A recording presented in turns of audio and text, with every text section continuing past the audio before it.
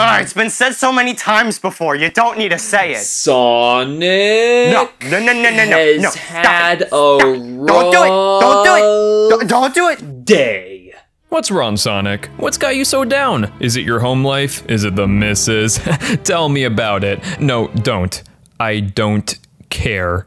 Sonic, I'm done making excuses for you. Sure, your games have always been hit or miss, but recently the misses are starting to pile up, and the only hits you've made are towards your reputation. You're a joke, Sonic. Look, everyone's laughing at you, including me. I'm going insane. Why can't you do anything right? Even your more decent games still have plenty to nitpick about them. The number of modern Sonic games that I can in good conscience call good are few and far between, because let's face it, Sonic has had a rough transition to 3D. I did what had to be done. Whoa, it's been generations since I've been in here. Okay, but this game's actually really good though. So the year is 2011, and just to recap, Sonic had been making a tremendous recovery after the dumpster fire that was his 15th anniversary.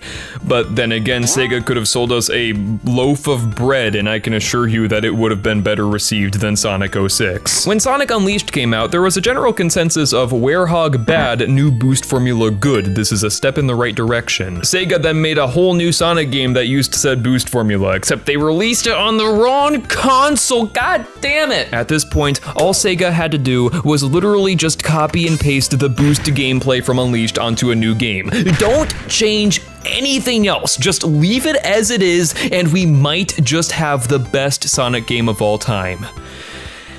And that's exactly what they did. 2011 was a great time to be a Sonic fan. Sega was finally listening to its fans, and the future of the Blue Hedge Rat couldn't have been brighter. Is that a child? Oh right, it's 2011, and you know what that means. Oh dear mother of God. Ever since 2001, Sega's done this thing where they celebrate Sonic's anniversary every 5 years with big new games and other sorts of events. The 10th anniversary started off strong with Sonic Adventure 2, while the 15th anniversary gave us a janky port of Sonic 1 to the Game Boy Advance and something for the community to talk about for the next 15 years. Needless to say, these anniversary titles were always hit or miss. In fact, I believe that doing these sort of anniversaries only encourages rushing these games out to meet their anniversary deadline. With that said, it is quite the anomaly that Sonic Generations did so well. Generations is as much of an anniversary title as an anniversary title can be. I mean, even the story revolves around Sonic's birthday, and everything else is injected with a lethal dose of... The whole premise here is that Sonic must traverse through his past Sonic game levels in order to save his friends from time limbo. Also, classic Sonic's here too. Creating a character made purely out of nostalgia. What a clever marketing strategy by Sega Enterprises. In fact, I'm gonna apply that strategy for the rest of this video. Ladies and gentlemen, meet classic Fonder.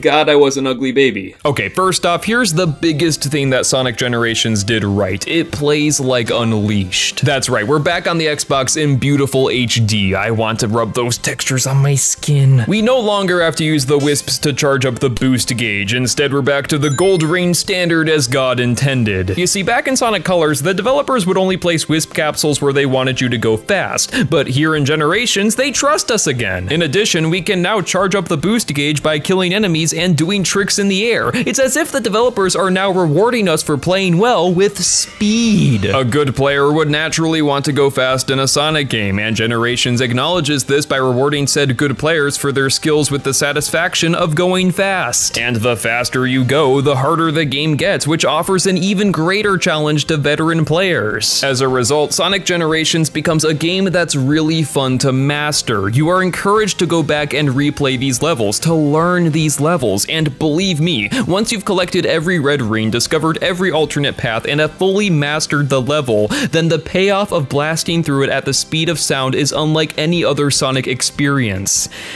And this is all at the cost of losing the double jump. The double jump from Sonic Colors does not return in this game. I'm sorry if that upsets anyone. Now, I don't know about you, but I'm getting deja vu. I had similar praises for the boost formula levels of Sonic Unleashed, and much like Sonic Unleashed, these levels only make up half of Generations. So, how did Sega screw this up? They actually didn't.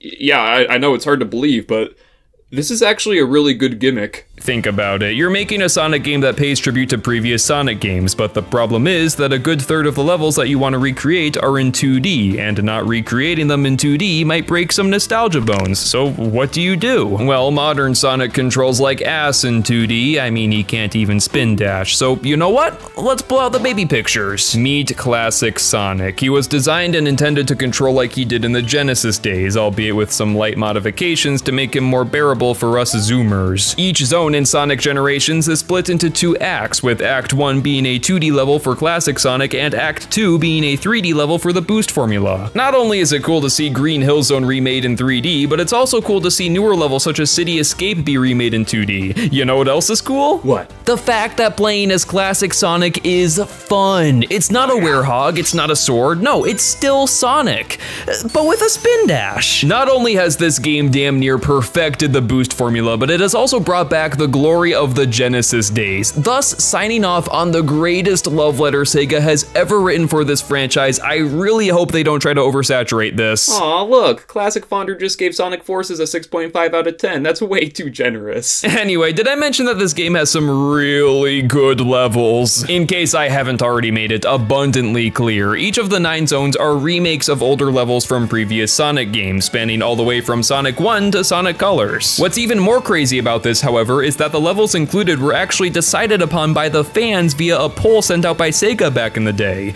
It turns out people really like city stages. In my opinion, the zones selected each represent the best of the best from each game. When I think of Sonic 2, I think of Chemical Plant Zone. When I think of Sonic Unleashed, Spagonia comes to mind. And when I think of Sonic Adventure 2, I think of running from a giant 18-wheeler that now wields literal buzzsaws in the Generations remake. Of course, they wouldn't just rip these levels straight from the games. The developers went through the trouble of rebuilding these levels from the ground up with various redesigns when needed. In other words, Crisis City is fun now. I personally love how these levels have been adapted for the boost and classic formulas, while also staying true to the source material. Many assets from previous games have been brought over, such as the enemies or specific set pieces. Hell, they even brought back the rocket and spike wisp abilities for the Sonic Colors level. While these levels aesthetically pay homage to their original games, there's enough new content offered here to make them feel fresh. For example, the boss battles before the final boss are 3 of the best bosses from their corresponding eras, but with a twist. The Death Egg robot is one of the most iconic Robotnik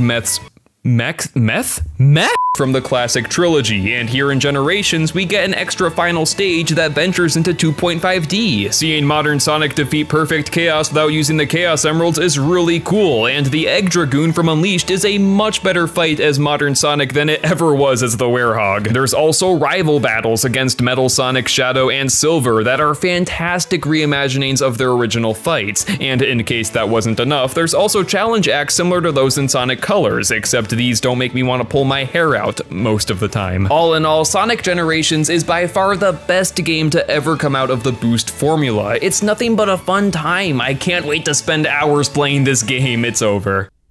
This game is only 5 hours long, and it felt like 2. Honestly, my biggest and only complaint with Sonic Generations is that it's just way too short. Now, this has been a persistent problem across all games using the boost formula, but with Generations being as good as it is, it stings the most in this case. Fortunately, Sonic Generations was also brought to PC, and you know what that means? There are so many mods for Sonic Generations, including the Unleashed project, which includes all of the daytime levels from Unleashed brought over to Generations. This immense amount of support from the community has made Generations the definitive way to play modern Sonic. Sega has outdone themselves with this game's engine. I really hope they continue using it in the future, and may the Sonic franchise prosper from it for eternity. What the fuck? Hey Sonic! Enjoy your future! It's gonna be great! Aw, look, they did a cute little nostalgia-inducing montage for the credits. They are really selling out for this one. I hope we never end up like that classic Fonder. Wait, why is their music playing? Oh God, no!